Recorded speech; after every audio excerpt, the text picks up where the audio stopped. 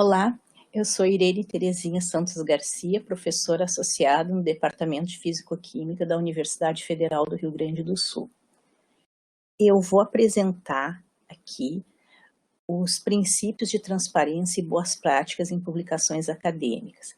Esses princípios foram publicados por 4 entidades: o Comitê on Publication Ethics, o Director of Open Access Journals, o Open Access Scholarly Publishers Association e o World Association of Medical Editors. O que são esses princípios? Eles são princípios básicos, cada entidade pode ter princípios adicionais a esse, mas são 16 princípios básicos que avaliam a adequação para adesão de editores ao sistema Open Access. E a primeira versão, ela foi publicada em 2013, teve uma revisão em 2015 e a última versão em 2018. E essa versão, ela está publicada, né, nesse site. Então, o primeiro e muito importante é o website. Ele deve ser claro, com links funcionais, sendo fácil encontrar os documentos. Importante, ele não deve imitar sites de outras revistas, ele deve ter suas características. Deve ter um pequeno texto, né, na sua apresentação, com foco e escopo da revista, definir claramente seu público-alvo, os ISSN, se a revista tiver versão impressa e eletrônica, eles devem estar disponíveis no website, e uma declaração do que vai ser considerado para publicação. O nome da revista. Esse, então, aspecto que diz respeito ao nome da revista, ele deve ser único e evitar aproximações com revistas cujo fator de impacto é maior, porque isso pode levar potenciais autores e leitores a um engano sobre a origem, né, da revista. Deve ter claro o processo de avaliação pelos pares. E essa avaliação pelos pares, ela implica em receber recomendações de avaliadores especializados, que não façam parte do corpo editorial da revista. Então, esse processo todo, ele deve estar claramente descrito para os autores no site da revista. E o site não deve, em hipótese alguma, garantir a aprovação de artigos ou dizer que os períodos de avaliação são curtos. Não é recomendado. O quarto quesito diz respeito à propriedade e gerenciamento. Então, os proprietários e gestores da revista, eles devem estar claramente indicados no site e jamais utilizar nomes institucionais ou de revista que possam confundir potenciais autores e editores, né, sobre sua origem.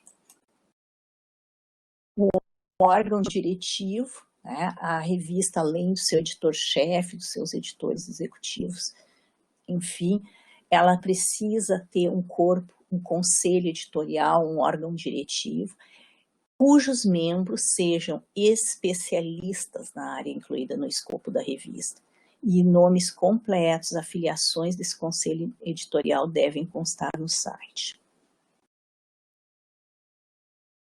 O sexto quesito diz respeito a existir um contato com a equipe editorial e também constar no site o endereço completo da revista. O sétimo quesito, ele diz respeito aos direitos autorais e licenciamentos. Então, nas diretrizes para autores, precisa estar claro sobre as políticas de direitos autorais. Também a revista deve descrever informações sobre licenciamento no seu site. E os termos de licenciamento devem estar em todos os artigos publicados, tanto naqueles em HTML quanto na sua versão PDF. E também, se os autores têm licença com licença Creative Commons, isso deve ser indicar esses critérios específicos. Também qualquer política de publicação de versões finais aceitas ou artigos publicados em repositórios de terceiros. Oitavo quesito é taxas para os autores. Mesmo que não haja cobrança de taxas, precisa estar disponível no site. E, claro, quaisquer taxas ou encargos necessários para publicação de artigos ou materiais para publicação, eles precisam estar em local de fácil visualização antes que se inicie o processo de submissão. Processo para identificação e tratamento de condutas impróprias. O que acontece caso haja conhecimento de más condutas relacionadas a algum artigo já publicado na revista, o editor deve seguir as diretrizes do COP ou equivalente do Committee on Publication Ethics para tratar essas acusações. Um detalhe, o mecanismo de tratamento, a forma como vai ser tratada essas alegações deve estar explicitado no site. Por outro lado, os autores devem ter bem claro o mecanismo para prevenir publicações de documentos no quais tem identificado plágio, manipulação de citação, falsificação de dados. Com respeito à identificação de plágio, é necessário especificar que ferramentas serão usadas nesse processo. O 10º quesito, que é a ética, sobre ética na publicação, nas políticas de ética deve estar visíveis no site autoria e contribuições, como a revista vai lidar com reclamações e recursos, conflito de interesses, compartilhamento de dados e reprodução, supervisão ética, propriedade intelectual, opções para discussão e correções pós-publicação. Então, tudo isso visível, né, no site. Cronograma de publicação, a revista ela deve obedecer, ter o seu cronograma claro, visível no site e cuidar dos seus procedimentos para quê? Para manter essas datas, para conseguir viabilizar sua publicação e dar isso. Quanto ao acesso, né, a revista precisa ter claro se ela é de acesso aberto ou se os autores e leitores pagam algum tipo de taxa por visualização, né? Então, isso é importante. Isso tem que estar claro também no site. A revista deve prever e também explicitar isso no seu site, como fará se algum dia deixar de ser publicada. Onde estarão as edições dessa revista, onde serão armazenadas. Por exemplo, o Controlled Locks, que é um sistema de arquivamento, ele foi iniciado pela Stanford University Librarians em 1999, e é um sistema que é pago, né, e que visa, então, o armazenamento de publicações.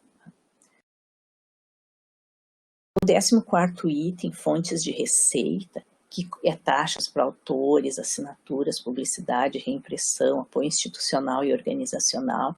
Isso tudo precisa estar claro no site. O importante é que, independente da origem dessas taxas, elas não podem influenciar a tomada de decisão dos editores. O 15º item diz respeito à publicidade. Material publicitário deve ser claramente destacado da publicação acadêmica, né? Não pode estar misturado. E também a revista precisa ter clara a sua política de publicidade, o que é aceito para publicidade e o que não é, né? E o último item diz respeito ao marketing direto, que são orientações principalmente para a atividade dos editores da revista. Cuidar com as atividades de marketing direto, como solicitação de manuscrito que possam ser conduzidos em nome da revista. Essa solicitação ela precisa ser de modo discreto e direcionado ao seu público-alvo, sempre evitando confundir autores. Então, evitar, por exemplo, uso de mala direta, convidando pessoas e autores que não fazem parte do público-alvo para publicar a revista. quanto a isso, infelizmente, todos os dias, eu recebo em torno de uns 10 e-mails por dia, exatamente fazendo tudo ao contrário desses princípios de boas práticas, garantindo publicação direta, convidando, por exemplo, eu sou da área da química, convidando para publicar na área de sociologia ou numa revista de psicologia, que é algo que é completamente inadequado. Então, são exemplos da péssima política de marketing direto.